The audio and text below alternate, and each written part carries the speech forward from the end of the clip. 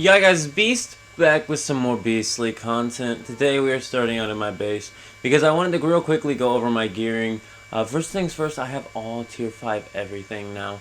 My gun is tier 5 calibration plus 8. I do have a legendary mod on there. I did get that by farming the Theta silo. That's how I got this mod here. If you are wondering. Also, we're going to stick a carrot on here for a lucky charm. Do make sure you got your lucky charms on your weapon today, guys, because it's going to be important. So, jokes aside, though, there are some important steps you do want to take when preparing. One being getting your gear really upgraded, because I only have like 2 pieces left to plus 6 on calibration. And my next thing I'm working for Star Crown-wise is 8,000, so I can get myself key armor piece. So, the way to actually get inside of this monolith, I know some of you may be watching this just to find out how to get inside, is actually to go to the teleport tower in the Forsaken Monolith area, and then just directly across from it, there's actually just these open doors, and you're just going to run through here, run up these stairs, and then down the hall. You're going to run past some enemies, and eventually you'll get to a door that's open, and you'll find something that looks a little familiar. It looks like a monolith again. Oh my goodness, a rift portal, a rift anchor, what do they call them here? Anyway, so we're gonna go ahead and challenge this, and I'm gonna let the cutscene play. Here you go.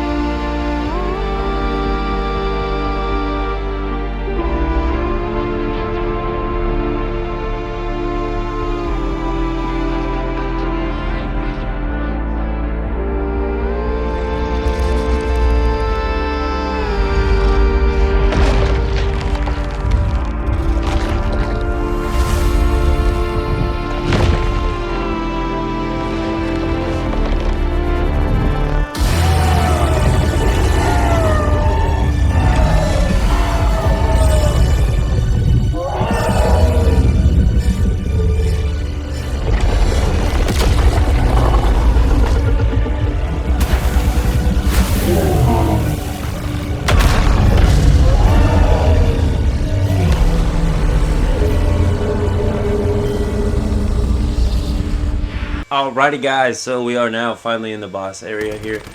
So one other thing I'll make sure and tell you is make sure you're not over encumbered. You need to be able to run fast on this. Make sure that your carry weight's not too high. Also make sure that you have plenty of water so that you're fully hydrated, and plenty of food so that you're fully fed, because all of those can slow you down and make running harder. So one thing's first I'm going to cover on, the first mechanic that I want to cover on really big here, is this sweeping hand mechanic here. So one of the biggest recommendations I've heard around on the community is to run to the flowers. Now, let me go ahead and tell you my experience on running to the flowers and why I think that I would rather take the smack to the back of the head than run to the flowers. So, many times on this boss, I have gotten him down to like a third health or something like that, and he's went to do one of his smacks, and I went to run for a flower, and well, he hit me anyway, and when he did, he knocked me right off the edge of it. And guess what? You can't use an adrenaline shot when he knocks you off the damn edge. You're just dead and gotta do the boss fight again. So for those of you who keep recommending people to get near the edge when this guy can knock you off the edge, what are you doing? Why are you telling people to go to those flowers? Forget the flowers, just run. Run like heck. Run like heck in the opposite direction that he's going to attack you.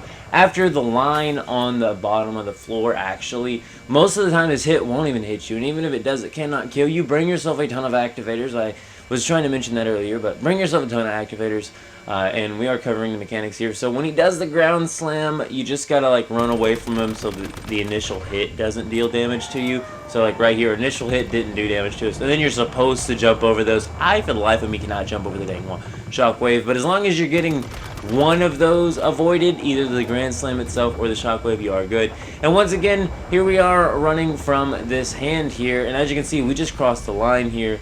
And we were good. We actually weren't even to the flowers all the way yet. So the main thing is crossing the line. It seems that seems to be the most important thing. I don't know why people want to be like, oh, the flowers are the safe spot. They are the spot to get you knocked off the edge, bro. Don't go to the flowers. Just run to the left. Also, once again, you're going to want to make sure you have that tier 5 armor with the high calibration. Because I am very sure, and also my mods also have been upgraded. So they're also tiered up. So just remember that as well. But as you can see here, this is the main damage section. Either he will hold his stomach or he'll hold his head. And when he does, you can pick up one of those red things and throw it at him and he'll move his hands out of the way and you can get damage off on him. What you're seeing going on right now is another mechanic.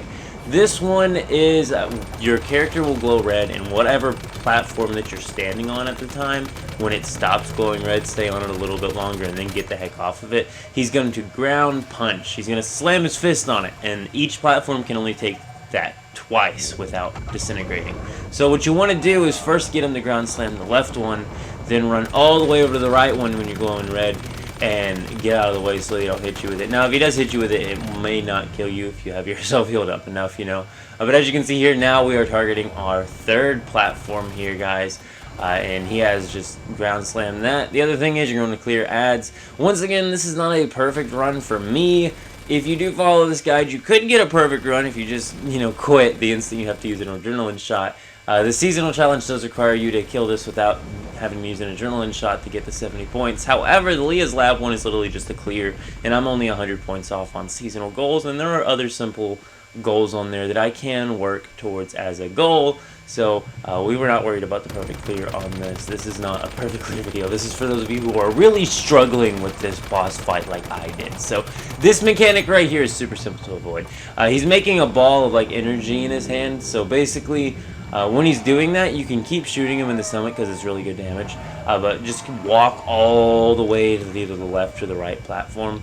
And 9 times out of 10, that ball will just attack in the middle, so it won't deal you any damage. But if you do not get out of the way of it in time, and you just focus on damage too much, it can deal some good damage. And as you can see there, we didn't avoid the Grand Slam there, but once again, with higher upgraded armor, his Grand Slam doesn't hurt that bad. For those of us who just for the life of us can't seem to avoid his Grand Slam, there you go. So as you can see here, this time we're just going to run all the way to the left here.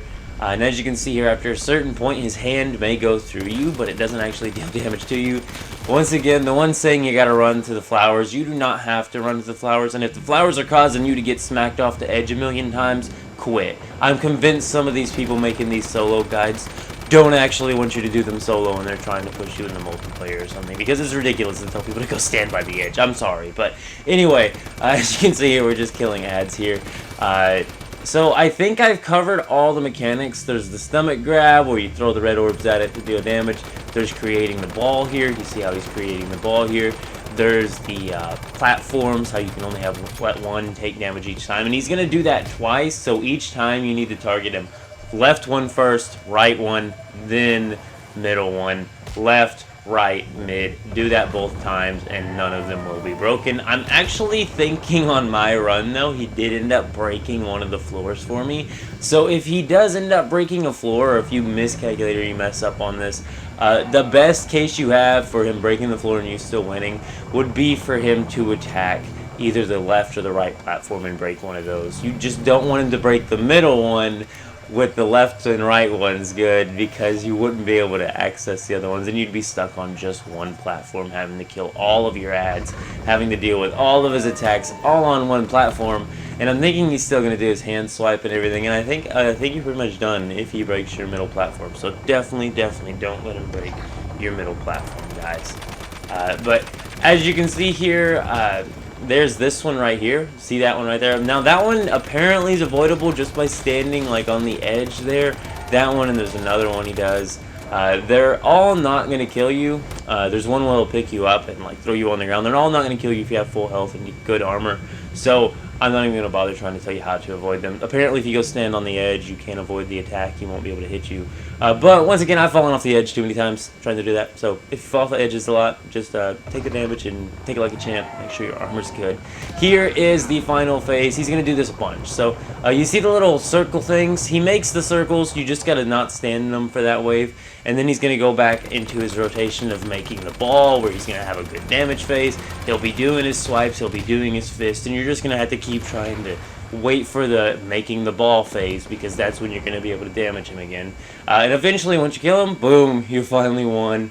You're done with the Forsaken Giant. Next video, well, maybe not next video, but next challenge up is Leah's Lab solo, and I'm really not ready for that, honestly, because I have tried it a little bit, just trying to get a break from this guy, because this guy, he got me. But I am out to see his Cube Beast mode.